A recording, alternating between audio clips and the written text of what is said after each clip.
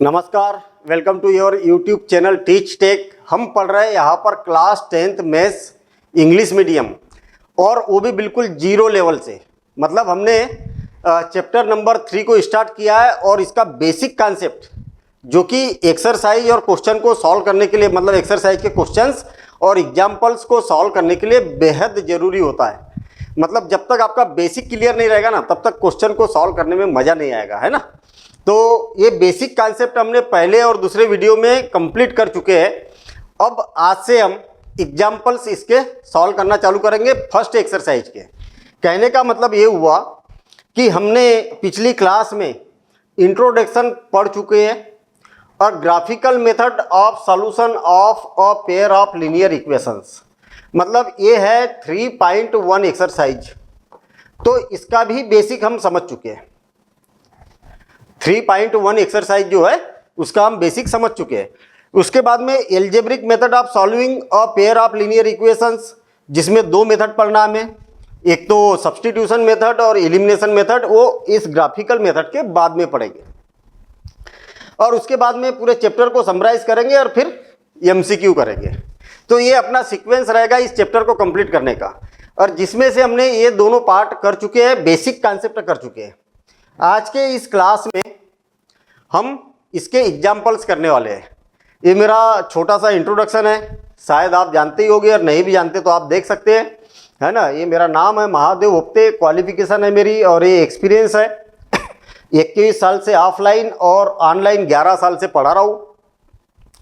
और यही कारण है कि बच्चों को भी सक्सेस मिल रही है। मतलब इंडिया के पूरे देश भरे के कई लाखों बच्चे टीच टेक के माध्यम से पढ़ चुके हैं और सबसे फेवरेट सब्जेक्ट मैथ्स बना चुके हैं, और आप भी बना सकते हैं, ठीक है ना। क्यों? क्योंकि टीच टेक पर बिल्कुल जीरो लेवल से पढ़ाया जाता है। तो चलिए आगे बढ़ते हैं हम। ये एप्लीकेशन के बारे में बता दूं मैं कि टीच टेक एप्लीकेशन जो है वो प्ले स्टोर पर अवेलेबल है।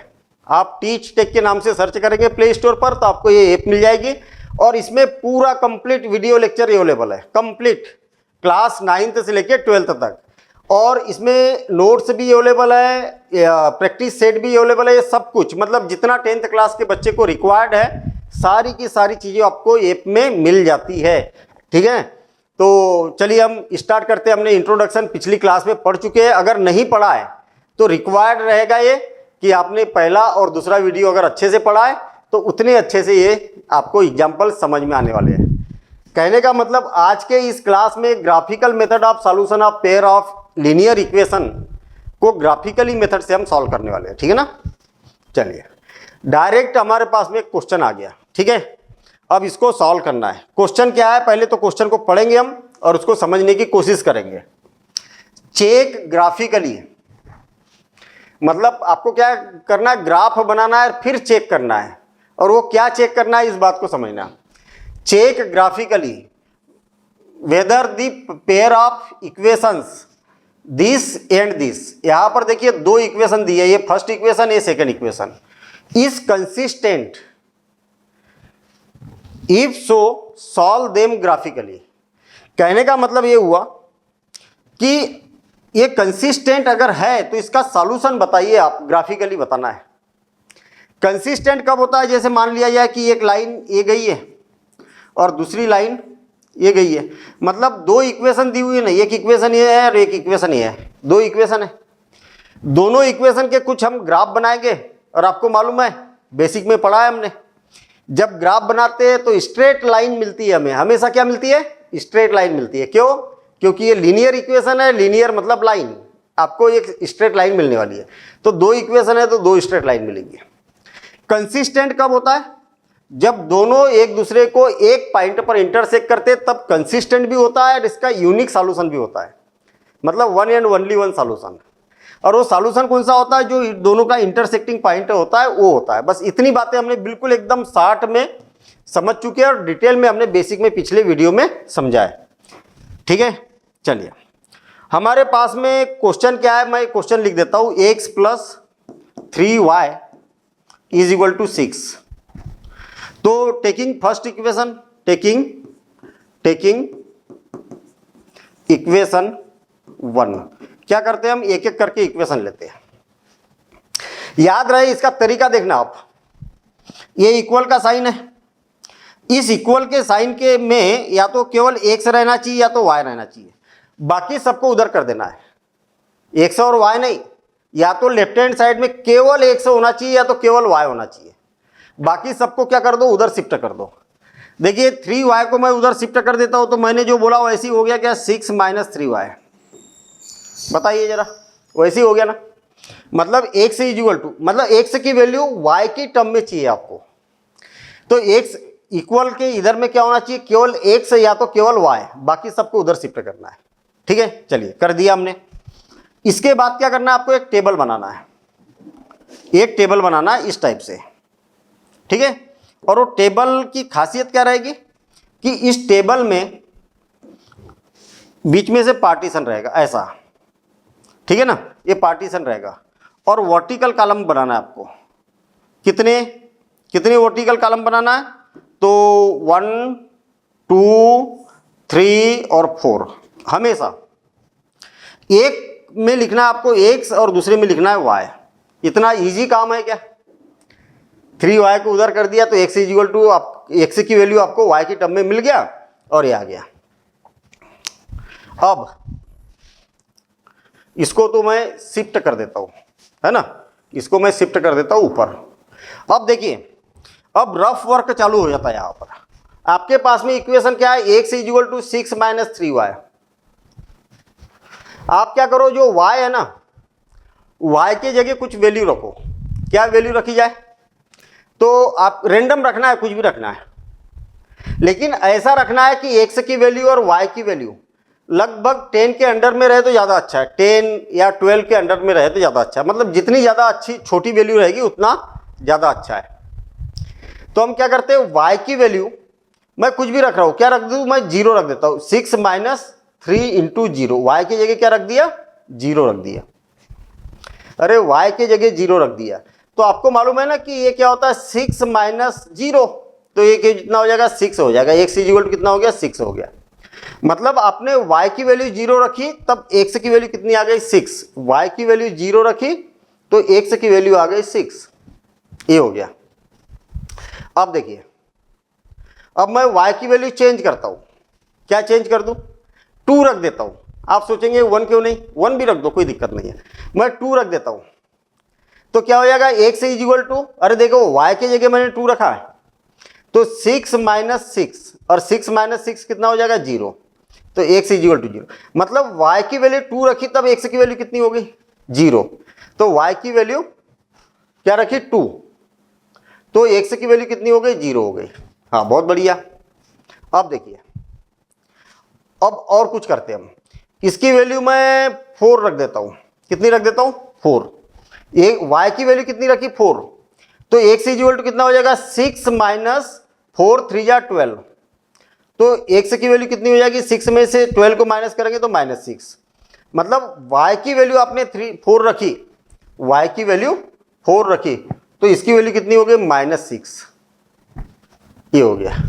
आया समझ में, मजेदार है ना काम, छोटे बच्चों वाला काम है आपको। अच्छा, इसमें कंफ्यूजन नहीं होना चाहिए, सर क्या रखेंगे, x की वैल्यू ऐसी रखना है, जैसे मान लिया जाए, एक एग्जांपल बताता हूं मैं। आपने मान लिया जाए कि x की वैल्यू रख दी 10, सॉरी y की वैल्यू रख दी 10, तो कितना हो जाएगा, 6 - 30, और 6 - 30 कितना हो जाएगा, -24। अरे ये बहुत बड़ी वैल्यू है भाई, इसको ग्राफ पर दिखाना मुश्किल हो जाएगा, थोड़ा सा टफ हो जाएगा। इसलिए ऐसी वैल्यू आना चाहिए कि जो 10 से छोटी और -10 से बड़ी, ऐसा बीच में आना चाहिए। नेगेटिव भी रहेगी तो -10 और 10 के बीच में आ जाए तो ज़्यादा अच्छा है, ताकि हम ग्राफ पर दिखा सकें। ठीक है, नहीं तो अदरवाइज क्या होता है, ग्राफ पर दिखाने में थोड़ी सी डिफिकल्टी हो सकती है। ठीक है, चलिए, मतलब एक काम हो चुका है अपना, एक काम हो चुका है, 2 काम करना है जिसमें से एक काम हो चुका है। अब अगला काम करते हैं। देखिए, ये वाला ले रहा हूं मैं, क्या, 2x अगेन क्या, 2x - 3y is equal to 12। मैंने क्या बताया कि इक्वल के इस साइड में केवल x रहना चाहिए या y रहना चाहिए। मैं x को कर देता हूं। देखिए, और 3y को उधर कर देता हूँ, -3y उधर जाएगा तो क्या हो जाएगा 2x = 12 + 3y, -3y उधर जाके क्या हो जाएगा +3y हो जाएगा। अच्छा ये जो 2 है उसका भी क्रॉस मल्टीप्लिकेशन कर दो तो x = कितना हो जाएगा 12 + 3y / 2। और सेम ऐसा ही टेबल यहाँ पर भी ले जाएंगे हम, सेम ऐसी टेबल बनाएंगे, ठीक है ना। ऐसा ही टेबल यहाँ पर ये पार्टीशन कर दिया हमने, ये हो गया 2 और ये 3 और एक 4, कितने हो गए 4 हो गए। और सेम ऐसे ही इसका भी पार्टीशन क्या कर देंगे, ये गड़बड़ हो गई थी, ये इसी को लेते हम, है ना, पुराना हटाना थोड़ी है अपने को। ये हो गया 4, है ना, 4 पार्टीशन हो गया। और इसी टाइप से बीच में से भी हम पार्टीशन कर देते हैं, ये हो गया। अब सुनिए, यहाँ x लिखना है, यहाँ पर y लिखना है। मैं रफ पर, ये रफ वर्क है भाई, 12 + 3y / 2। याद रहे कि इधर केवल x होना चाहिए या तो y, अभी x है तो x की वैल्यू y की टर्म में आपको निकालना है, ठीक है। y की वैल्यु क्या रखी जाए, तो रेंडम रखना है, कुछ भी रखना है, मतलब कोशिश करो कि डेसिमल में ना आए तो ज़्यादा अच्छा है। तो 3 × 0 और / 2 कितना हो जाएगा, x = 12 + 0 / 2, तो कितना हो जाएगा भाई x = 6। मतलब y की वैल्यू आपने क्या रखी 0, y की वैल्यू 0 रखी तो x की वैल्यू कितनी आ गई 6 आ गई, ठीक है। अब y की वैल्यू और कुछ रखो, क्या रखे, क्यों क्या रखा जाए, तो 1 रखता हूं मैं, 1 या तो 2 रखता हूं, कितना हो जाएगा 12 + 3 × 2 = 6 और / 2, 2 रख दी तो 6 और 12 कितना हो गया 18, तो 18 / 2 और ये कितना हो जाएगा 9। मतलब जब हमने x की वैल्यू 2 रखी तो y की वैल्यू कितनी आ गई, सॉरी y की वैल्यू 2 रखी तो x की वैल्यू कितनी आ गई 9, 2 9। और एक आधी वैल्यू रखते हैं हम, थोड़ी सी अगर 2 से बड़ी रखेंगे तो क्या होगा, बहुत बड़ा नंबर आ जाएगा। मैं क्या कर रहा हूं, -3 रखता हूं मैं, या -4 रखता हूं, -4, ठीक है, -4 रखते हैं। तो कितना हो जाएगा 12 और प्लस और माइनस का मल्टीप्लिकेशन करके तो -12 / 2, तो ये क्या हो जाएगा 0। x की वैल्यू -4 रखी तो सॉरी y की वैल्यू -4 रखी तो x की वैल्यू कितनी आ गई 0 आ गई, ठीक है। ऐसा हमारे पास आ चुका है। मेरे ख्याल से उम्मीद है कि इतनी बातें समझ में आ गई होगी, ये मेन सबसे इंपॉर्टेंट पार्ट है, ठीक। अब देखिए, अब आ जाते हैं हम ग्राफ की जरूरत हमें पड़ेगी। तो याद रहे कि ये वाला जो क्वेश्चन होते हैं आपको ग्राफ पेपर पर ही बनाना है, ये कंपलसरी है, ठीक है ना। एग्जाम में भी अगर क्वेश्चन आएगा तो ग्राफ पेपर पर ही बनाना है। याद रहे, अगर मान लिया जाए कि आपको ग्राफ पेपर आपके पास नहीं है, एग्जाम में लेके जाना नहीं है आपको, घर से आपको डिमांड करना है, जो भी आपके इन्विजिलेटर रहेंगे, जो भी टीचर रहेंगे, उनसे बोलना है कि सर हमें ग्राफ पेपर की जरूरत है, तो ग्राफ पेपर दे दीजिए, आपको ग्राफ पेपर दे देंगे, ठीक है ना। और एग्जाम में ग्राफ पेपर पर ही बनाना है, जब ग्राफिकली बोला जाता है क्वेश्चन में। एग्जाम में आएगा तो ही मांगना, नहीं तो ऐसे नहीं कि सर ग्राफ पेपर दे दो। अब सुनिए, आपको क्या ऐसे लाइन खींचना है, एक हॉरिजॉन्टल और एक क्या वर्टिकल। अब आप ये देखिए, अच्छा इसके बारे में तो ग्राफ पेपर के बारे में आप सभी लोग जानते होंगे अच्छे से। याद रहे कि ये इसका ये जो एक बॉक्स है ना, ये 1 सेंटीमीटर बाय 1 सेंटीमीटर होता है। सारे ऐसे जो बड़े वाले बॉक्स है ना 1 सेंटीमीटर बाय 1 सेंटीमीटर होता है। और क्लियर सी बात है कि 1 सेंटीमीटर बाय 1 सेंटीमीटर मतलब यहाँ से लेके यहाँ तक 1 सेंटीमीटर का डिस्टेंस होगा, तो इसका मतलब 10 mm होगा, 10 मिलीमीटर। तो इसमें आप अगर देखेंगे तो 9 लाइन है। 9 लाइन मतलब इस पार्ट को 10 पार्ट में डिवाइड करता है, करेगा क्या। अरे देखो, ये एक पेन है, इसको मैं एक जगह से कट करूंगा तो 2 पार्ट मिलेगी ना, ऐसे इसको 9 लाइन क्या करती है, ऐसी कट करती है। तो 10 पार्ट हो गए। 10 पार्ट क्या होते हैं, एक एक पार्ट है ये 1 मिलीमीटर का होता है। ये सारी बातें आप जानते होंगे। चाहे आप किसी भी दुकान से परचेस करो, आप बोल देना कि सेंटीमीटर ग्राफ चाहिए मुझे, तो आपको ग्राफ मिलेगा। कलर अलग अलग हो सकता है, ग्राफ पेपर का कलर अलग हो सकता है, लेकिन आप जिस भी दुकान से लेंगे सबका डायमेंशन एक जैसा रहेगा, ठीक है, उससे कोई फर्क नहीं पड़ेगा।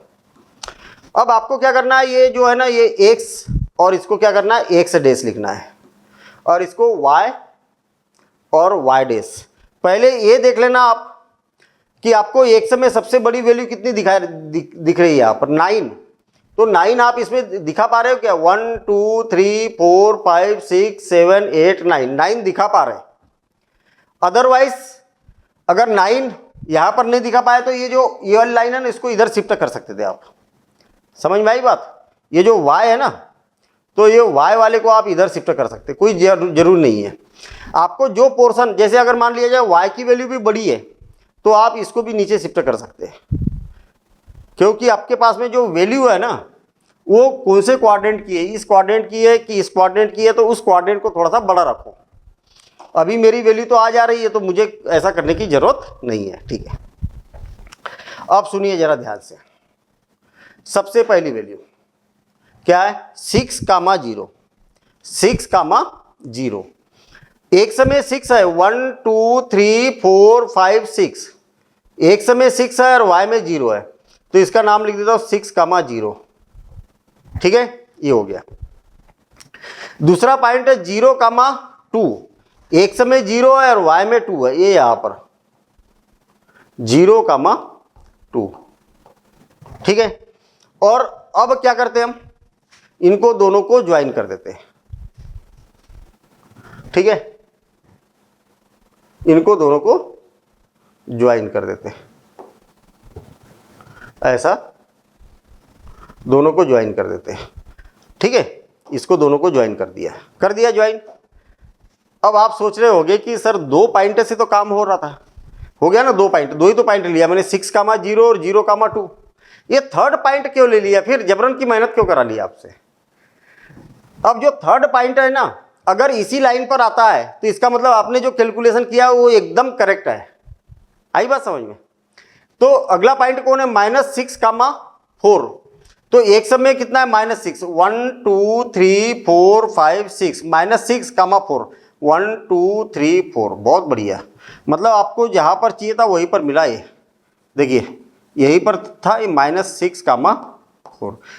तो थर्ड पॉइंट क्या करता है आपका, वेरीफाई करता है कि आपने जो कैलकुलेशन किया वो सही है, मतलब तीनों पॉइंट एक ही लाइन पर आ रहे हैं, मतलब सही है काम अपना, है ना, इसमें कोई दिक्कत नहीं है। इतना हो गया क्या? अब मुझे एक बात बताओ कि ये वाला जो ग्राफ बना है वो किससे बना है, ये वाली इक्वेशन से बना है। तो जहां पर जगह मिले वहां पर ये इक्वेशन लिख दो, क्या है, x + 3y = 6, ऐसा इक्वेशन लिख दो, ताकि आपको पता चले कि भाई ये जो लाइन खींची हमने इस इक्वेशन की है।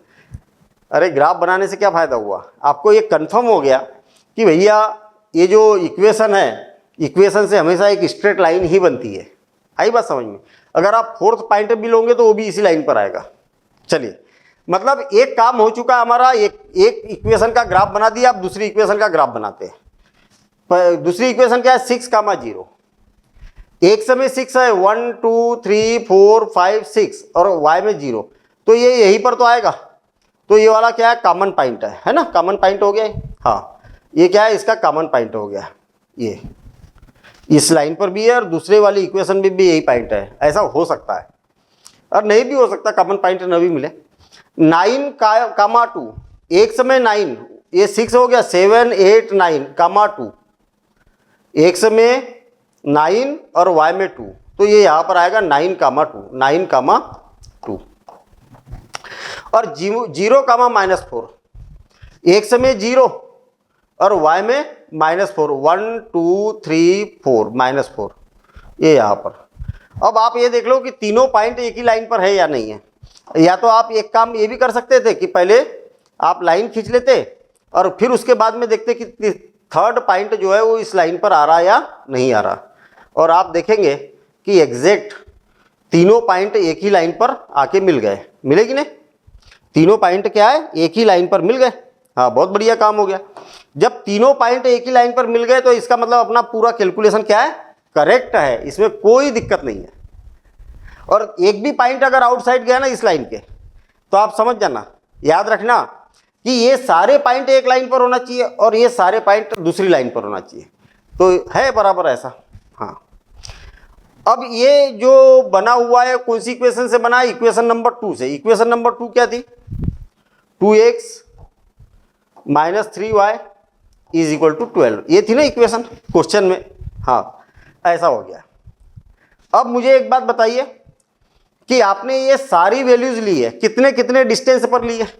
1 सेंटीमीटर के डिस्टेंस पर ली है, ठीक है ना? क्या 1 तो हम क्या करेंगे कि आपने जो इसका यूनिट ली है वो यूनिट कैसी ली है? 1 centimetre is equal to 1 unit, है ना? तो यहां पर जो आपने दिखाया है, तो हम यहां पर बोल सकते कि यूनिट्स जो है, यूनिट कैसी यूज की है आपने? 1 centimetre is equal to 1 unit, ऐसा आपको इस कोने में लिख देना है, ठीक है? ऐसा। और जहां पर ये इंटरसेक्ट हो गए ना दोनों के दोनों पॉइंट, एक लाइन और ये लाइन, ये वाले पॉइंट का नाम कितना है? तो 6,0। तो ये क्या है? x की वैल्यू क्या हो जाएगी? 6। जो पहले आएगी वो x की वैल्यू होती है, जो बाद में आती है वो किसकी वैल्यू होती है? y की वैल्यू। तो ये हो जाएगा आंसर। आंसर क्या हो जाएगा? x इज इक्वल टू 6 और y इज इक्वल टू 0। अब क्वेश्चन में क्या बोला था? ये कंसिस्टेंट है या नहीं है? तो दोनों एक पॉइंट पर मिल रहे हैं ना, इसका मतलब कंसिस्टेंट है। आई बात समझ में? दोनों एक पॉइंट पर मिल रहे हैं, इसका मतलब कंसिस्टेंट है, और नहीं मिलते तो कंसिस्टेंट नहीं होता। कितना सिंपल काम है। थोड़ा सा टाइम लगता है ग्राफिकली रिप्रेजेंट करने में, और फिर क्या हमने यहाँ पर समझते हुए, एक एक चीज समझते हुए की है। अगर कोई भी अगर आपको प्रॉब्लम आती है ना, तो आगे चल के और भी मजेदार क्वेश्चन आने वाले हैं हमें यहाँ पर, तो वहां पर समझना आप, ठीक है? चलिए आगे बढ़ते हम। अगला क्वेश्चन और भी मजेदार है। अब जैसे जैसे आगे बढ़ेंगे थोड़ी सी डिफिकल्टियां बढ़ते जाएगी, लेकिन ऐसा डिफिकल्ट कहीं पर भी नहीं है ना। ये एग्जाम्पल नंबर 2 है। क्या गिवन है भाई? मुझे एक बात बताइए, क्या गिवन है? ये गिवन है ना, given 5x minus 8y plus 1 is equal to 0, और इसको दे दो इक्वेशन फर्स्ट, दे दी। एंड इक्वेशन 2 क्या है? 3x minus 24 divided by 5y plus 3 divided by 5 is equal to 0। अभी ये इक्वेशन थोड़ी सी मज़ेदार नहीं लग रही ना, ये थोड़ी फ्रैक्शन वगैरह में है भाई, ये फ्रैक्शन में है, ये है वो है, मज़ा नहीं आ रहा। तो क्या करो, सबसे पहला काम फ्रैक्शन को हटाओ, फ्रैक्शन को हटाओ। तो इसके अपान में क्या है? कुछ नहीं, मतलब 1 है। मैं क्या करता हूँ, एलसीएम ले लेता हूँ, 5 का, 1 का और 5 का। इसका एलसीएम कितना आ जाएगा? 5 आएगा, ठीक है? 1 से डिवाइड करेंगे तो 5 टाइम, और 5 का इसमें मल्टीप्लिकेशन करेंगे तो 15x, माइनस 5 से डिवाइड करेंगे तो 1 टाइम और 24y प्लस 3 और इज इक्वल टू 0। इतना समझ में आया? ये अगर आपको समझ में नहीं आया तो याद रखना, मैं और एक टेक्निक बताता हूँ आपको। ये क्या है? एलसीएम कितना आया? 5 आया। किसका किसका? 1, 5 और 5 का। ये y ऊपर होता है एक्चुअल मल्टीप्लिकेशन में, मतलब y ऊपर है, न्यूमरेटर में है। आप क्या करो, इसमें इस फ्रैक्शन का मल्टीप्लिकेशन कर दो। आई बात समझ में? तो देखो जरा, मल्टीप्लिकेशन करने के बाद में कोई कैंसिल तो हो नहीं रहा, तो 15x आ गया ना 15x। अब देखना, जो एलसीएम है उसमें क्या करो, इसका मल्टीप्लिकेशन करो। किसका? इसका मल्टीप्लिकेशन करो। देखिए, तो इसका मल्टीप्लिकेशन करेंगे तो ये 5 से 5 कैंसिल हो गया, तो कितना बचा? 24y, ये आया। माइनस का माइनस, कितना इजी काम है। आप इस फ्रैक्शन का मल्टीप्लिकेशन करो। अरे इजी है भाई, इसमें कंफ्यूजन नहीं होना चाहिए। देखिए, इस फ्रैक्शन का मल्टीप्लिकेशन करेंगे तो आप देखिए ना, 5 से 5 कैंसिल, तो कितना बचा? 3। कितना सिंपल काम है ही नहीं? हाँ ठीक है। तो यहाँ पर इंप्लाइज लगाते हुए चलते हैं अपन। ये 5 का क्रॉस मल्टीप्लिकेशन करेंगे कितना हो जाएगा? 15x minus 24y plus 3 is equal to 5 into 0, 5 into 0। और आपको मालूम है ये 5 का क्रॉस मल्टीप्लिकेशन किया, 5 इंटू 0 कितना होता है? 0 ही होगा। हाँ बिल्कुल सही है, 0 ही होगा। अब क्या करेंगे, तीनों टर्म्स किससे डिविजिबल है? तो 3 से डिविजिबल है, तो हम क्या करते हैं, डिवाइडिंग बाय 3, डिवाइडिंग बाय 3, और 3 से डिवाइड करेंगे तो कितना हो जाएगा, 15x divided by 3 minus 24y divided by 3 plus 3 divided by 3 is equal to 1। और 3 से ये 5 टाइम कैंसिल होगा तो 5x, पहले सिंप्लीफाई तो करना पड़ेगा ना, ये 3 से 8 टाइम कैंसिल होगा तो 8y, और प्लस 3 से ये 0 है राइट हैंड साइड में, और 3 से 3 कैंसिल हो गया तो 1 और इज इक्वल टू 0, और ये बन गई इक्वेशन सेकेंड। मुझे एक बात बताइए, जरा गौर से देखिए आप, इक्वेशन फर्स्ट और इक्वेशन सेकेंड में क्या डिफरेंस है, देखिए जरा ध्यान से देखिए। इक्वेशन फर्स्ट में और इक्वेशन सेकेंड में कुछ डिफरेंस दिख रहा क्या? मेरे को तो नहीं दिख रहा। तो यहां पर जो इक्वेशन 1 और 2 है वो क्या है, सेम है। तो आप इसका ग्राफ बनाओ चाहे इसका ग्राफ बनाओ, दोनों तो एक ही है ना। तो कहने का मतलब फर्स्ट इक्वेशन का ग्राफ जहां से जाएगा, है ना, जहां से फर्स्ट इक्वेशन का ग्राफ जाएगा स्ट्रेट लाइन बनेगी, वहीं से तो सेकंड इक्वेशन की भी लाइन जाएगी।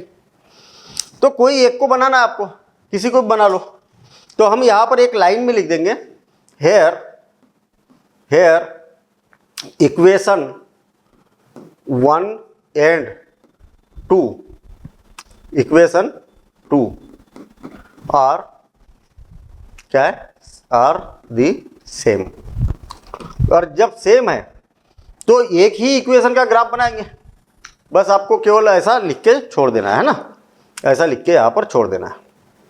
तो हम क्या करेंगे, एक इक्वेशन का ग्राफ बनाएंगे केवल, और कोई भी एक इक्वेशन ले लो, फर्स्ट वाली इक्वेशन ले लो, क्या है 5x, इधर ही कर रहा हूँ मैं, कितना हो जाएगा 5x minus 8y is equal to कितना, प्लस 1 इज इक्वल टू कितना हो गया 0। मैंने क्या बताया कि इक्वल के इधर या तो केवल x की टर्म को रहने दो या तो y की टर्म को रहने दो, बाकी सबको उधर भगाओ।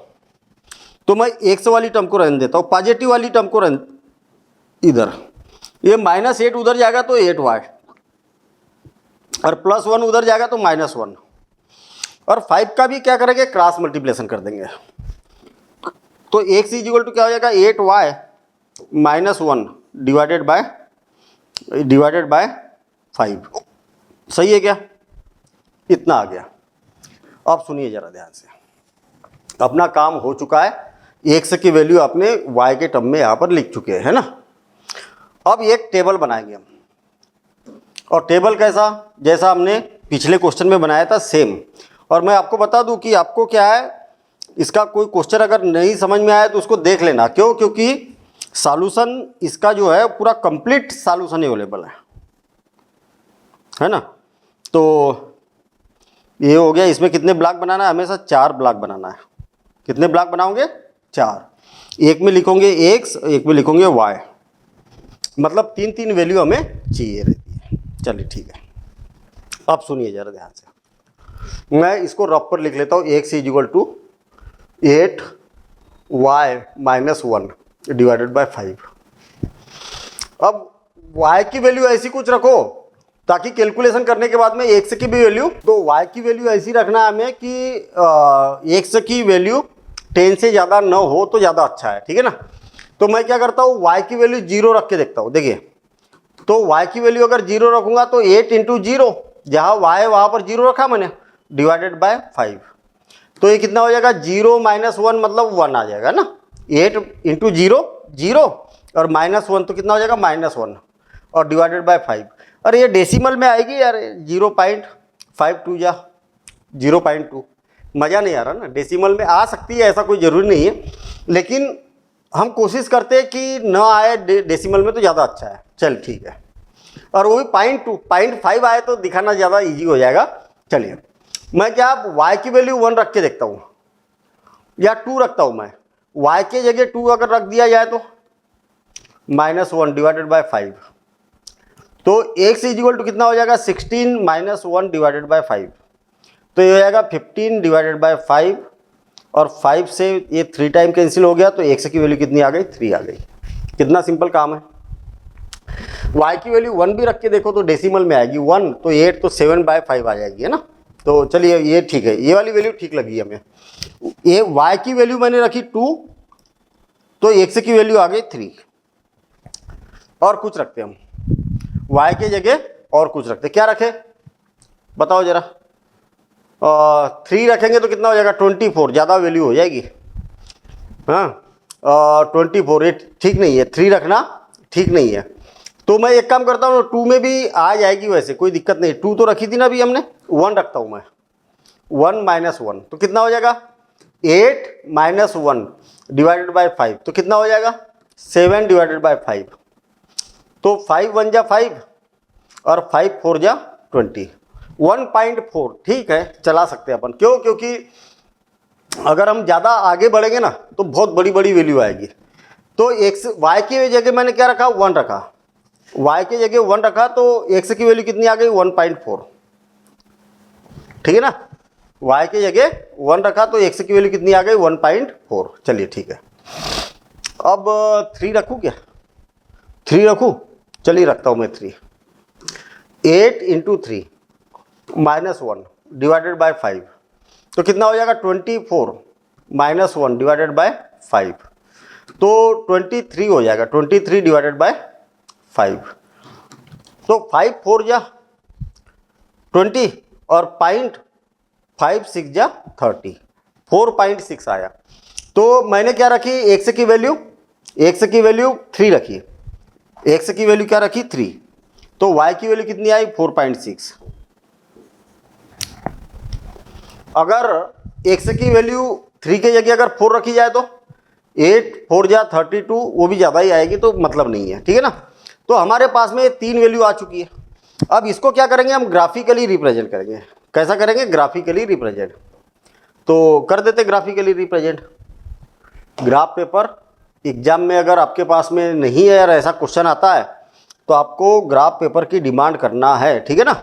ग्राफ पेपर की डिमांड करना है, अपने क्लास में जो भी इन्विजिलेटर रहेंगे उनसे आपको ग्राफ पेपर मांगना है। और क्या करना है आपको, ग्राफ पेपर पर ऐसे एक ओरिजेंटल लाइन खींच देना है और एक वर्टिकल लाइन खींच देना है। ये होगा x, है ना, ये क्या होगा x हो जाएगा और इधर हो जाएगा x डैश, मतलब ये ओरिजिन है। तो यहाँ से ये पॉजिटिव और इधर क्या होता है नेगेटिव होता है। ये हो गया y और ये हो गया y डैश, जिधर डैश लगा है उधर नेगेटिव, देखिए नीचे नेगेटिव इधर नेगेटिव, ऊपर पॉजिटिव इधर पॉजिटिव। क्लियर हो गई इतनी बात, चलिए ठीक है। अब 1 1 के डिस्टेंस पर आप इस टाइप से सिंबल बना दो, ये 1 1 के डिस्टेंस पर हम सिंबल बना देते हैं ऐसे। ज़्यादा माथापच्ची करने की जरूरत नहीं कि 1 2 3 4 5 भी लिखेंगे, टाइम बर्बाद नहीं करना हमें एग्जाम में, ठीक है। काम काम की चीज़ें यहाँ पर लिखना है, ठीक। हाँ ये ऐसा, ठीक। अब देखिए x की वैल्यू 3 तो y की वैल्यू कितनी आ गई 2। x की वैल्यू 3 कहाँ पर 1 2 3, तो y की वैल्यू +2 कहाँ पर है ऊपर है, तो यहाँ पर पॉइंट बनेगा 3, 2 ऐसा। x की वैल्यू 1.4 जानते हैं ना आप, 1.4 देखिए 1 और 2 के बीच में 0.5 होता है, थोड़ी सी इसकी अपेक्षा थोड़ी सी लाइट लाइन होती है, और इनके बीच में तो आप क्या करो 1.4 है ना, तो ये जो छोटी छोटी 1-1 mm की लाइन है ना, वहाँ से गिनना चालू करो। 1 हो गया, ये पूरा 1 सेंटीमीटर, 1 2 3 4 ये यहाँ पर, और y में कितना है 1 है, तो y में 1 है तो ये यहाँ पर आ जाएगा, ये यहाँ पर पॉइंट आ जाएगा। इसका नाम क्या है 1.4, 1 1.4, 1 ऐसा हो गया। फिर है 4.6, एक समय 4.6 1 2 3 4 4.6, 0.5 से थोड़ा सा ज़्यादा, और y में कितना है 3 है, तो ये 3 है यहाँ पर रहेगा, है ना। तो यहाँ रहेगा, तो इसका नाम लिख देता हूँ मैं 4.6, 3 ऐसा इसका पॉइंट लिख दिया मैंने, ये ऐसा। अब तीनों को क्या कर देते हम ज्वाइन कर देते, तीनों को ज्वाइन कर देते। और याद रहे कि जब तीनों को ज्वाइन करेंगे तो तीनों क्या होना चाहिए, एक ही लाइन पर मिलना चाहिए, ये जरूरी है। अगर एक ही लाइन पर नहीं मिले तो आप समझ जाना कि हमने कहीं ना कहीं कैलकुलेशन में मिस्टेक की है। आया समझ में? तो तीनों क्या है, एक लाइन पर यहाँ पर मिल चुके हैं, मिले ना। और इसकी जो इक्वेशन है 5x minus 8y, 5x minus 8y और प्लस 1 इज इक्वल टू 0। कहने का मतलब चाहे आप इक्वेशन 1 से करो इसको सॉल्व, चाहे इक्वेशन नंबर 2 से करो, ठीक है ना, दोनों सेम इक्वेशन है और दोनों से ग्राफ जो बनेगा वो सेम बनेगा। तो आप दूसरी लाइन को भी आप इसके ऊपर ऐसे दिखा दो, ये डबल एरो लगा दो, कहने का मतलब। तो इससे क्या पता चलेगा कि दोनों लाइन क्या हो रही, कोइंसिडेंट होगी। तो हम यहां पर बोल सकते हैं कि both lines are coincident and क्या होगा, इनफाइनाइट सिस्टम हैज, या बोल सकते हैं हम सिस्टम हैज क्या होगा, इनफाइनाइट सॉल्यूशन।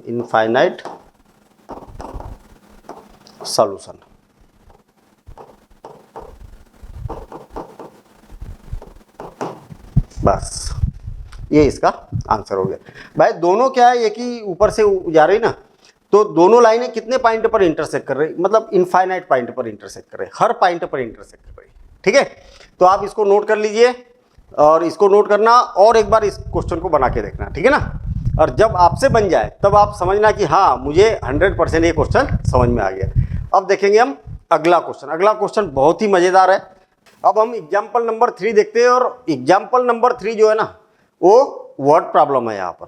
और आपने देखा होगा कि कहीं ना कहीं डायरेक्ट की अपेक्षा वर्ड प्रॉब्लम में हमें प्रॉब्लम होती है। कई सारे बच्चे ऐसे बोलते हैं कि सर ये वर्ड प्रॉब्लम से इक्वेशन कैसे बनाते हैं ये समझ में नहीं आता, और जबकि बड़ा सिंपल सा काम है। कैसे सिंपल सा काम है, देखिए आपको मैं बना के दिखाता हूँ। पहले मैं आपको ये बात बता दूं कि जब क्वेश्चन को पढ़ेंगे ना तो आपको क्या फील होगा, तो वो फीलिंग बता देता हूँ, तो बड़ा इजी कॉन्सेप्ट हो जाएगा इसका। कैसे, जैसे देखिए जब हम क्वेश्चन को पढ़ेंगे तो क्वेश्चन को पढ़ने के बाद में आपको दो चीज़ें दिखेगी, एक फर्स्ट स्टेटमेंट दिखेगा और सेकंड स्टेटमेंट दिखेगा। मतलब दो स्टेटमेंट मिलने वाले हैं आपको। आपको ढूंढना है कि वो दो स्टेटमेंट कहाँ पर है। एक स्टेटमेंट से फर्स्ट इक्वेशन बनेगी और सेकंड स्टेटमेंट से सेकंड इक्वेशन बनेगी। ये बात समझ में आई क्या भाई? जब क्वेश्चन को पढ़ेंगे तो आपको दो स्टेटमेंट मिलेंगे, दो बातें लिखी रहेगी, और उसको पढ़ने के बाद में उससे क्या बनाना है, इक्वेशन बनाना है। तो फर्स्ट स्टेटमेंट से फर्स्ट इक्वेशन बन जाएगी, सेकंड स्टेटमेंट से सेकंड इक्वेशन बन जाएगी। और जब क्वेश्चन खत्म होगा उतने में लास्ट में आपसे पूछा जाएगा, लास्ट में भी पूछा जा सकता है या शुरू में भी पूछा जा सकता, दो वैल्यूज बताओ, कोई भी दो वैल्यूज बताओ। तो क्वेश्चन की स्टार्टिंग जो है ना, बच्चे बोलते हैं कि क्वेश्चन को स्टार्ट कहाँ से करें सर, ये समझ में नहीं आता। तो बड़ा सिंपल सा काम है, जो दो चीज़ें पूछी है ना आपसे, यही से क्वेश्चन को स्टार्ट करो। भाई मैथ्स में क्या होता है, जो चीज़ नहीं मालूम उसको वेरिएबल सपोज कर लिया जाता है। तो जो दो चीज़ें पूछी है आपसे, तो एक को x सपोज कर लो और एक को y सपोज कर लो। फिर फर्स्ट स्टेटमेंट के बेस पर फर्स्ट इक्वेशन बना दो, सेकंड स्टेटमेंट के बेस पर सेकंड इक्वेशन बना दो। बस इतना सा काम है। अब जब प्रैक्टिकली करेंगे तब और ज़्यादा अच्छे से समझ में आएगा। देखना, मैं क्वेश्चन को पढ़ रहा हूं। Champa went to a sale to purchase some pants and skirts. When he friends ask her how many of each she said she had bought. अभी तक तो केवल कहानी बताई है, कैसी एक सिचुएशन क्रिएट की है। कैसी भाई, एक चंपा नाम की लड़की थी, वो कहाँ गई, मार्केट गई, कोई सेल में गई है, और वहाँ से उसने क्या किया, कुछ पैंट्स परचेस किए और कुछ शर्ट्स स्कर्ट्स परचेस किया। क्या क्या परचेस किया है, पैंट्स और स्कर्ट्स। केवल इतनी बातें अभी हमें पता चल रही है, ठीक है। अब परचेज करने के बाद में आने के बाद उसकी फ्रेंड उससे पूछती है कि तुमने कितना कितना क्या क्या पेंट कितनी परचेस की, शर्ट कितनी परचेस की। तो चंपा भी बड़ी स्मार्ट है। चंपा बोलती है, सीधा सीधा आंसर नहीं देती वो चंपा, घुमा फिरा के आंसर देती है। चंपा बोलती है, she answered the number of skirt is two less than twice the number of pants, ऐसा बोलती है वो। तो ये फर्स्ट स्टेटमेंट हुआ कि नहीं, the number of skirt is two less than twice the number of pants. ये फर्स्ट इक्वेशन बनने वाली है इतनी स्टोरी से। अब देखना सेकंड स्टेटमेंट कहां से मिलेगा। सेकंड स्टेटमेंट आल्सो, और एक बार बोल रही है, the number of skirts is 4 less than 4 time the number of pants purchased. ये सेकंड स्टेटमेंट मिल गया जो मैंने ग्रीन से हाईलाइट किया है और रेड से हाईलाइट किया है, वो फर्स्ट स्टेटमेंट मिल गया है। इतनी बात तो यहां पर हो गई है। Help her friends to find how many pants and skirts Champa bought. अब चंपा ने कितनी पेंट परचेस की है और कितनी स्कर्ट्स पेंट परचेस की है, ये बातें हमें यहाँ पर बताना है। तो बड़ा सिंपल सी बात है, आपसे जो चीज पूछी है कि नंबर ऑफ पेंट्स और नंबर ऑफ स्कर्ट्स, तो इसको हम क्या करते हैं, जो चीज नहीं मालूम है और जो आपसे पूछी है उसको एक्स और वाई सपोज कर लेते हैं। Let the number of skirts purchased by Champa be x and skirts be y. बस ऐसा हमने यहां पर बता दिया। हो गई बात क्लियर। चलिए, मतलब क्वेश्चन की स्टार्टिंग यहां से लिखना है। मतलब यहां पर देखना टाइम लगेगा, लेकिन लॉजिक अगर आपने समझ लिया ना इसका, सारे क्वेश्चन बिल्कुल स्मूथ बनेंगे। आपको लगेगा ही नहीं कि अच्छा ये वर्ड प्रॉब्लम इतनी टफ थी। अरे इतनी टफ नहीं, इतनी आसान है। ठीक है, अब देखिए दो चीजें, मतलब ये वाला जो क्वेश्चन बताया था, दो चीजें पूछी जाएगी तो आपको एक्स और वाई पता चल गया भाई, दो कौन सी चीजें पूछी जा रही है, इसका काम हो गया। अब हम क्या करेंगे, पहले फर्स्ट स्टेटमेंट पढ़ेंगे, उससे फर्स्ट इक्वेशन मिलेगी, फिर सेकंड स्टेटमेंट पढ़ेंगे, उससे सेकंड इक्वेशन मिलेगी। ठीक है, थोड़ा सा एक लॉजिक समझना। मान लिया जाए कि देखिए आपने ये देखी होगी तराजू, देखी कि नहीं देखी, क्यों सब्जी वगैरह खरीदने जाते हैं वहां पर आपने ऐसी तराजू देखी होगी, क्यों ऐसी। तो इसकी क्या खासियत रहती है भाई, ये क्या इक्वल मेजर कर सकती है। आई क्या बात समझ में, इक्वल मेजर कर सकती है। अगर मान लिया जाए इधर 5 kg रखा आपने, इस बात को समझना, इसका बड़ा तगड़ा रिलेशन है। एक्चुअल जो चीज पढ़ रहे हैं ना हम, इक्वेशन, ये इक्वेशन यही है भैया। इक्वेशन जो तराजू हम रोज देखते हैं ना, बैलेंस, तो यही तो इक्वेशन है। और इधर भी क्या है, 5 kg है। तब क्या वो दिखाएगा, ये दोनों इक्वल दिखाएगा कि नहीं दिखाएगा? हाँ दिखाएगा ना, इक्वल दिखाएगा। क्यों? क्योंकि दोनों क्या इक्वल है। तो बिल्कुल सिंपल ही तो काम है ना, ये लेफ्ट हैंड साइड है, ये राइट हैंड साइड है। और जब दोनों इधर वेट बराबर हो जाता है, इक्वल हो जाता है, तो दोनों इक्वल दिखाने लगता है। हाँ बिल्कुल सही है। अगर मान लिया जाए कि यहां पर 15 है, सुनना जरा ध्यान से सुनना। आप यहां पर क्या है, 15 है, इधर कितना है, 5 kg है। तो अब इक्वल हुआ क्या? नहीं, लेकिन मुझे क्या करना है, इक्वल करना है। क्या करना है? इक्वल करना है। तो किधर वेट बढ़ाओगे आप, इधर बढ़ाओगे कि इधर बढ़ाओगे? किधर बढ़ाओगे? अगर मैंने बोला कि राइट हैंड साइड में लेफ्ट हैंड साइड का 3 टाइम है, हाँ है ना, 5 3 या 15, इसकी अपेक्षा इधर कितना, 3 टाइम है। तो किधर वेट बढ़ाओगे? जब दोनों इक्वल करना है तो इधर बढ़ाएंगे। मतलब 3 × 5 = 15। ये बात समझ में आई क्या? ये जो है ना, वो इसकी अपेक्षा 3 टाइम है। अब देखना, मैं यहां पर हूं और एक बच्चा यहां पर है, इस पल्ले में बैठा है एक, और एक मैं इसमें बैठा हूं और एक बच्चा इस पल्ले में बैठा है। मैंने अगर बोला कि मैं, मतलब ये एक्स वाई की अपेक्षा डबल है, तो मालूम है बच्चे कहाँ गड़बड़ करते हैं। मैंने क्या बोला, ध्यान से सुनना, एक्स जो है वो वाई की अपेक्षा डबल है, तो बच्चे क्या करते हैं, इसमें 2 का मल्टीप्लिकेशन करते हैं। अरे ये बड़ा है ना भाई, डबल है, और इसको और डबल कर दोगे तो कितना हो जाएगा, 4 टाइम हो जाएगा ना। इससे बड़े को और बड़ा कर दिया तो इक्वल कैसे हो सकता है? नहीं हो सकता ना। तो छोटे को डबल करना पड़ेगा ना। ये जो है ना, एक्स जो है ना वाई की अपेक्षा डबल है, तो डबल करना पड़ेगा छोटे को। जैसे ऐसे मैंने क्या बोला, ये जो है इसकी अपेक्षा ट्रिपल है, 3 गुना है, तो इसमें 3 का मल्टीप्लिकेशन करना पड़ेगा छोटे में। बस यही बात को आपको ध्यान से समझना है। आया ना समझ में? अब देखना, अगर मान लिया जाए ये मेरी एज है और ये किसी बच्चे की एज है, मैंने बोला कि मैं तेरे से, जो एक्स है, एक्स ने बोला वाई से कि मैं जो हूं ना तेरे से 3 गुना से 5 ज्यादा हूं, 3 टाइम से 5 मोर देन 3 टाइम्स।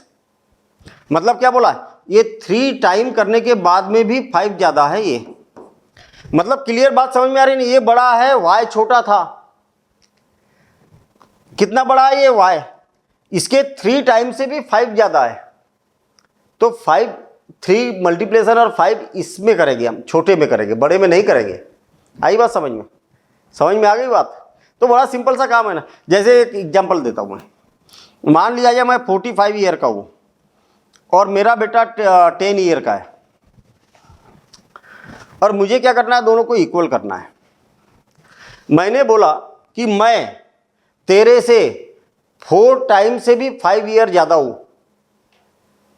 मैंने क्या बोला इसको, मैं जो हूं तेरे से 4 टाइम से 5 ईयर ज्यादा हूं, तो इसमें 4 का मल्टीप्लिकेशन करना पड़ेगा कि नहीं, और 5 ईयर ज्यादा है इसलिए प्लस करना पड़ेगा 5।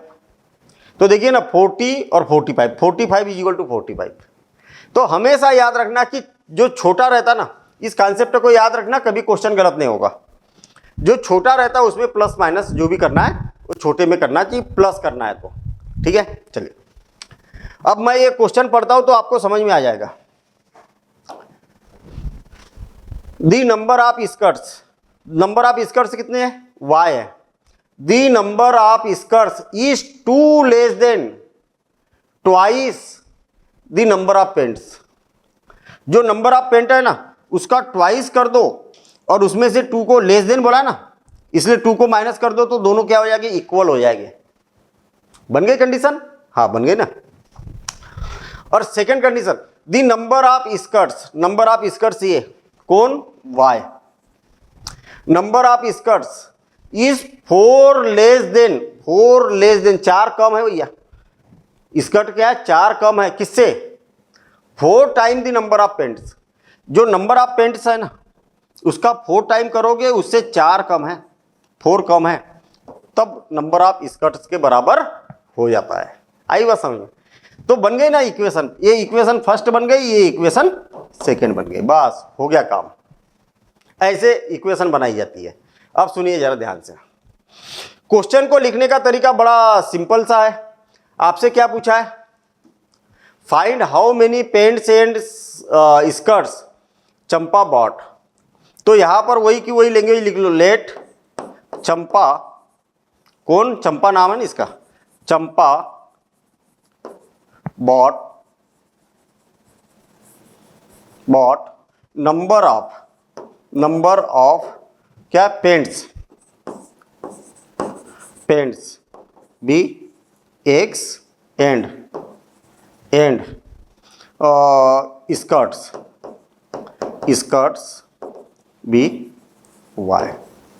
मतलब हमने ये बोल दिया कि भैया चंपा ने जो है नंबर ऑफ स्कर्ट्स कितने परचेस किए, एक्स, और नंबर ऑफ पेंट कितने परचेस किए, सॉरी नंबर ऑफ पेंट कितने परचेस किए, एक्स, और नंबर ऑफ स्कर्ट्स कितने परचेस किए, वाई। अब ज्यादा माथापच्ची नहीं करना है, डायरेक्ट लिखना है आपको, अकॉर्डिंग टू फर्स्ट कंडीशन। जो फर्स्ट कंडीशन है वो लेंगे हम। फर्स्ट कंडीशन क्या आई है, y इज इक्वल टू, जो स्कर्ट है ना वो पेंट की अपेक्षा डबल से 2 कम है। आई बात समझ में? तो क्या हो जाएगा, y is equal to 2x minus 2, और ये बन गई इक्वेशन फर्स्ट। बस इतनी माथापच्ची, ज़्यादा माथापच्ची नहीं करना है, बस इतना करना है अपने को। अभी फर्स्ट स्टेटमेंट बन गया ना, हमें इसको ग्राफिकली मेथड से सॉल्व करना है। तो ग्राफिकली मेथड के लिए आपको मालूम है ना, पिछले बार भी, पिछले एग्जाम्पल में भी हमने किया था। आपको क्या करना है, ऐसा टेबल बनाना है, ठीक है, ऐसा टेबल बनाना है। ये टेबल बना दिया मैंने, और इसमें 4 कॉलम बनाना है, 1 2 3 और ये 4 हो गए, है ना। कितने कॉलम बनाना है? 4 कॉलम बनाना है। और ऐसा हमें इक्वेशन सेकंड के लिए भी करना पड़ेगा, तो उसको भी मैं बना के रख देता हूँ यहाँ पर, ठीक है, ऐसा, ठीक। तो ऐसे आपको बना के रख देना है, ठीक है। अब देखिए क्या बोला है भाई, y इज इक्वल टू कितना है, y is equal to 2x minus. अब x की वैल्यू कुछ भी रख दो आपके हिसाब से, लेकिन ऐसी रखना है कि जो 10 से ज्यादा ना हो, 10 से मोर देन नहीं होना चाहिए। क्यों? 12 तक भी चलेगी वैसे देखा जाए तो। आपको ग्राफिकली रिप्रेजेंट करना आना चाहिए, ग्राफ पर उसको रिप्रेजेंट करने में कोई दिक्कत नहीं होना चाहिए। तो x की वैल्यू ऐसी रखो जो ग्राफ पर दिखा सके, और उसके रिस्पेक्ट y की जो वैल्यू आएगी ना वो भी 10 के अंडर में ही रहे तो ज़्यादा अच्छा है। तो x की वैल्यू ये x लिख देता हूँ यहाँ पर y लिख देता हूँ। x की वैल्यू 2 रख देता हूँ मैं। तो x की जगह 2 रखेंगे तो क्या आ जाएगा, 2y is equal to 2 into 2 minus 2। तो y इज इक्वल टू कितना हो जाएगा, 4 माइनस 2। तो y की वैल्यू कितनी आ गई, 2 आ गई, ये हो गई।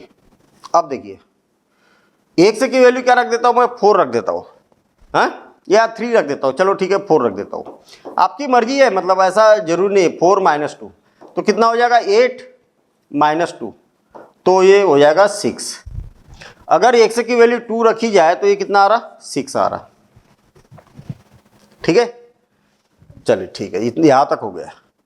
अब क्या रखूँ भाई, मैं 4 रख दिया, 6 रख देता हूँ मैं। y इज इक्वल टू, तो हमने x की वैल्यू क्या रखी थी, 4, है ना, और तो y की वैल्यू कितनी आ गई, 6 आ गई। कितनी आ गई, 6। अब और एक वैल्यू रखते हैं, क्या रखूँ मैं, x के जगह 6 रख के देखता हूँ, ठीक है ना।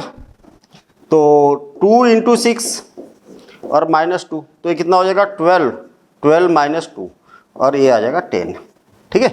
तो अगर इसकी वैल्यू 6 रखी जाए तो ये आ गया 10। बस इतना काम कर दिया हमने, फर्स्ट इक्वेशन बन चुकी है। अब अकॉर्डिंग टू सेकंड कंडीशन, जो फर्स्ट कंडीशन थी सेम इसी प्रकार से हम सेकंड कंडीशन, जो स्टेटमेंट सेकंड है उसके अकॉर्डिंग काम करेंगे, ठीक है ना। According to second condition, according to second condition. Second condition क्या बोलती है कि अगर पेंट का 4 टाइम कर दिया जाए, उसमें से 4 को माइनस कर दिया जाए तो वो स्कर्ट्स के बराबर हो जाता है। इसका मतलब y इज इक्वल टू कितना आ गया, y is equal to 4x minus 4। अब देखना रफ वर्क मैं इधर लिख रहा हूँ, y is equal to 4x minus 4। अब मैं क्या x की वैल्यू 0 रख के देखता हूँ, है ना। तो 0 रखेंगे तो क्या हो जाएगा, 0 इंटू 4 0, और माइनस 4 तो माइनस 4 हो जाएगा ये। तो x की वैल्यू हमने क्या रखी, x की वैल्यू क्या रखी, 0। तो y की वैल्यू कितनी आ गई, ये x हो गया, ये y हो गया। x की वैल्यू 0 तो इसकी वैल्यू आ गई -4। और 2 वैल्यू और चाहिए हमें, और कुछ रख देता हूँ मैं, क्या रख देता हूँ, 2 रख देता हूँ ना। x की वैल्यू 2 रख के देता हूँ। मतलब ऐसा जरूरी नहीं कि मैं जो रख रहा हूँ वही रखना है, बस आपको ये है कि जो वैल्यू रख रहे वो और इसके रिस्पेक्ट में जो वैल्यू आ रही है वो दोनों 10 से ज़्यादा ना हो तो ज़्यादा अच्छा है। तो कितना हो जाएगा, 8 माइनस 4, 8 माइनस 4, तो ये आ जाएगा 4। मतलब 2 रखा तो कितना आ गया, 4, है ना। अब क्या रख दूँ मैं, 3 रख दूँ क्या, 3 रख देता हूँ, है ना। 4 इंटू 3 और -4, तो ये हो जाएगा 12 माइनस 4, तो 8। अगर मैं 3 रखूँ तो ये कितना आ जाएगा, 8 आ जाएगा। बस हो गया काम, ठीक है। तो इस टाइप से हमने क्या किया, 3 वैल्यूज हमने यहाँ पर निकाल दी। अब इसके बाद अब हमें इसको ग्राफिकली रिप्रेजेंट करना है। याद रहे कि ये वाला जो बगल वाला पोर्शन है, ये वाला क्या है, रफ वर्क है ना, ये टोटल क्या है, रफ वर्क है। हम क्या करते, ग्राफ पेपर निकालते। ग्राफ पेपर जो आपके पास में होता है उसी पर बनाना है इसको, है ना। मार्केट से जो ग्राफ पेपर मिलता है उसी ग्राफ पेपर पर ही आपको इसको ड्रा करना है, ये बात याद रहे। तो मैंने ग्राफ पेपर ओपन किया और इसको ग्राफ पेपर को बनाने का तरीका देखिए आप। एक क्या करना है, आपको वर्टिकल लाइन खींचना है। कहाँ से खींचोगे, बीच में से खींच लेना, ठीक है। लेकिन कुछ बातों का आपको ध्यान रखना पड़ेगा। वो कौन सी बात है, आपको ये बात याद रखना है कि जो वैल्यूज़ आई है वो आप ग्राफ पेपर पर दिखा सको। और एक एक्स एक्सिस हम ओरिजेंटल लाइन यहाँ पर खींच देते हैं, ठीक है, ये हो गया। अब सुनिए जरा, एक्स में मैक्सिमम वैल्यू कितनी है? एक्स में मैक्सिमम वैल्यू 6 है, तो क्या आप प्लस का 6 इस पर दिखा सकते हैं? 1 2 3 6 सेंटीमीटर है क्या इधर? हाँ है, तो मतलब ये वाली वर्टिकल लाइन तो सही है। यहाँ पर देखते हैं हम कि y में कितनी वैल्यू दिखाना है आपको? मैक्सिमम 10 दिखाना है, तो ऊपर 10 है या नहीं है? अदरवाइज हम अगर ऐसा है नहीं है तो इस केस में क्या कर सकते हैं, इसको हम ऊपर नीचे खिसका सकते हैं ताकि आपको जो पोर्शन चाहिए ना वो पूरा इस पर आ सके। आई बात समझ में? अभी ऐसी जरूरत नहीं है तो यहाँ मैंने इसको खींच दिया। अब देखिए ये होगी एक्स एक्सिस, तो एक्स बोला जाता है, और इधर नेगेटिव होता है तो उसको एक्स डैश से डिनोट करते हैं। और ये हो गया वाई, और ये क्या हो गया? वाई डैश, ऐसा हो गया। और ये ओरिजिन। अब एक्स की वैल्यू 2 तो वाई की वैल्यू 2, एक्स की वैल्यू 2 1 2 और वाई में भी कितना है? 2 है, तो ये यहाँ पर आएगा ना, एक्स में भी 2 और वाई में भी 2, तो ये हो गया 2, 2, 2। एक्स में 4 और वाई में 6, एक्स में 4 1 2 3 4 और वाई में 6 1 2 3 4 5 6, ये यहाँ पर आएगा 4, 6, 4, 6। आप चाहो तो ये दोनों को ज्वाइन कर दो एक लाइन से, ये मैंने ज्वाइन कर दिया। ऐसा क्या करो, ज्वाइन कर दो एक लाइन से, मतलब दोनों एक दूसरे से मिल जाना चाहिए, तो ये मिल गए भाई। अब थर्ड जो वैल्यू है वो इसी लाइन पर आना जरूरी है, 6, 10 1 2 3 4 5 6, 10 1 2 3 4 5 6 7 8 9 10। बहुत बढ़िया, मतलब आपको ये पॉइंट जो है ना, थर्ड पॉइंट है वो इसी लाइन पर आना चाहिए, 6, 10। अगर इसी लाइन पर आए, तीनों पॉइंट अगर एक ही लाइन पर आए तो आप समझ जाना कि आपका पूरा क्वेश्चन सही है। और एक भी पॉइंट अगर इधर उधर आउट हुआ ना तो आप समझ जाना कि कहीं ना कहीं अपने कैलकुलेशन में गड़बड़ की, इसीलिए 3 पॉइंट लिखना है। मतलब थर्ड पॉइंट क्या करता है, हमारे क्वेश्चन को वेरीफाई करता है कि ये सही है। अच्छा, ये इक्वेशन क्या है? ये इक्वेशन है y = 2x + -2, ऐसा। तो इस इक्वेशन, इस लाइन पर भी हमने ऐसा इसको रिप्रेजेंट कर दिया है, ठीक है ना। इससे पता चलता है कि हाँ ये वाली जो लाइन है वो किसकी है, इसी इक्वेशन की है, ऐसा हमें यहाँ पर पता चल जाता है। आई बात समझ में? ठीक है, तो इसका मैं कलर चेंज कर देता हूँ, ठीक है, ये रेड कर दिया, हाँ ठीक है। अब देखिए दूसरा, 0, -4, एक्स में 0 और वाई में -4। ये एक्स में 0 यहाँ पर है और वाई में -4, 1 2 3 4, ये हो गया -4, 0, -4, 0, -4, ये आ गया। दूसरा क्या है, 2, 4, 2, 4 कहाँ पर है? 1 2 1 2 3 4, ये यहाँ पर आ गया। इसका नाम है 1, 4, 1, 4। और दोनों को ज्वाइन करा दो, दोनों को ज्वाइन कर देते हम। और जब दोनों को ज्वाइन करेंगे, दोनों को ज्वाइन करेंगे तो कैसी लाइन जाएगी भाई? ये हो गई यहाँ से ये वाला, इनको दोनों को क्या करना है? ज्वाइन कराना है, ठीक है। ऐसे क्या करना है? ज्वाइन करा देना है।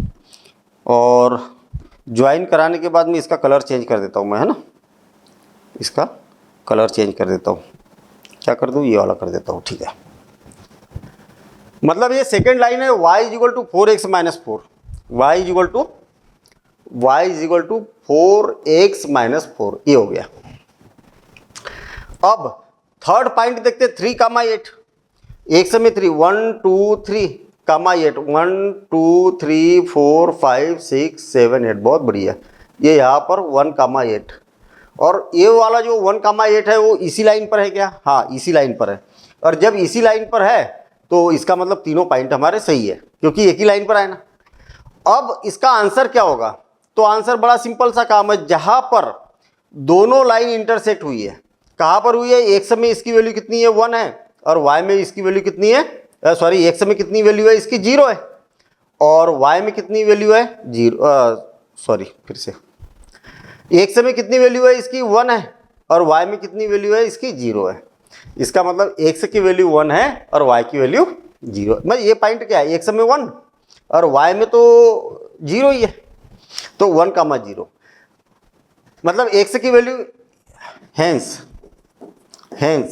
x is equal to 1 and y is equal to कितना हो गया, 0। ये आ गया इसका आंसर। अब आंसर क्या बोलना चाह रहा, क्यों आंसर क्या बोलना चाह रहा, आंसर ये बोलना चाह रहा कि भाई आपने क्या बोला था, उसने जो पेंट परचेस की है वो पेंट कितने थे, एक्स थे। हेंस